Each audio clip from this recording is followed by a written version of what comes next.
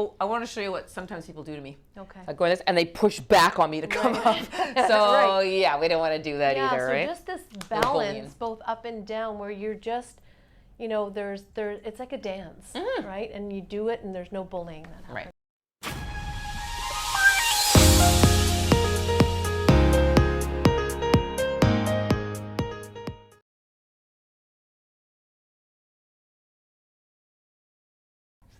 Hey everybody, welcome back to our channel. We are For Pilates' Sake, and today Matilda and I are going to cover spine stretch. Okay. All right. Let's set ourselves up. Let's Shall I do it? Yeah, okay. absolutely. Okay, so we're sitting up nice and tall if the hamstring length is available to you. If it is not, if you happen to have a raised mat like we do, obviously you can just swing your legs off to the side.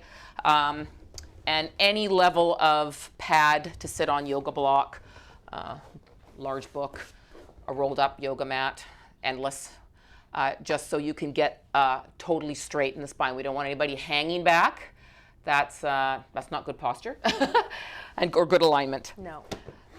So should we go for the full thing and then maybe we'll break down? I think so. Yeah, I think so. Okay. Right. So we've got nice and wide with the legs. Yep. Like Veronica said, sitting up nice and tall to start. So you're basically right on top of your sits bones to start. And I think it's important here when you guys are setting yourself up is just to start to feel inside of you whether you tend to, like Veronica said, kind of sit back in your low back a little bit too much, or whether you tend to hyperextend. So you really want to feel like you can stack your head over your ribs over your pelvis. And in an ultimate setup, if you have a wall behind you or if you have someone you can sit against, that's a nice way of like getting feedback, especially sitting against people, because sometimes I've done that with clients and they bully me and I'm like, no, don't bully me. So that's when you either have to bend their knees or prop them up. And we'll maybe show them that after we do this. You and I can do that. So you can do it with because we'll see, we'll let you know why that happens. But anyways, this is the setup, and we'll just do the breath real quick so that you can get a sense of where this goes. So it's basically just an inhale to float the arms up, the blades stay nice and heavy, and then as you exhale, it's spinal flexion. So if you can think of the spine flexing, top going forward, bottom coming under, and then she's going to inhale and she's going to stack herself all the way back up again.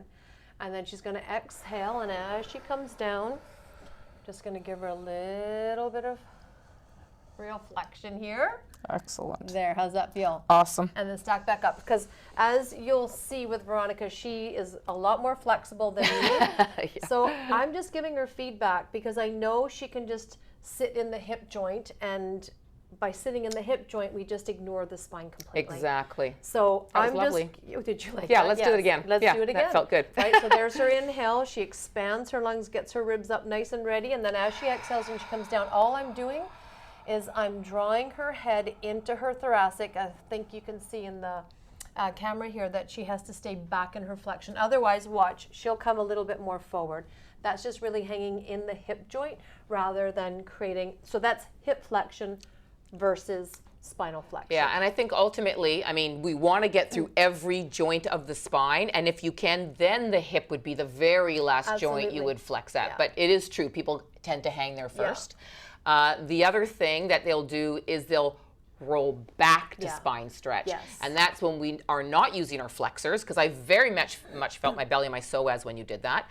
This is just, I'm just hanging out, everything's hanging out, I'm overstretching my back, it does not have support, and in no flexion exercise, this is a prep exercise for more flexion, do we want to be doing that? No.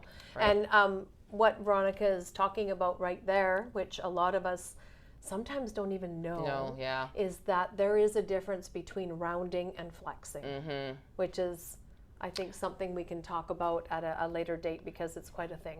But in short, rounding is just taking the tissues of your back line and overstretching the tissue. Right. And flexion is actually engaging the flexors of the spine and creating flexion through the vertebra. So rounding happens behind you, and flexion happens in front of you. Yeah. All right, so let's go back to back. Yeah. So that we can show them what we do with our clients, right? So if you want, you can do this with your clients. You're gonna go back to back, right? So you're gonna do the same whole setup. So see how Veronica and I right here at the bottom rib, we're going to try to keep our bottom around here, yeah? Yep. Connected. Okay, so we can't push into each other. We're basically just connecting and keeping it there. So we're going to inhale, the arms are going to float up.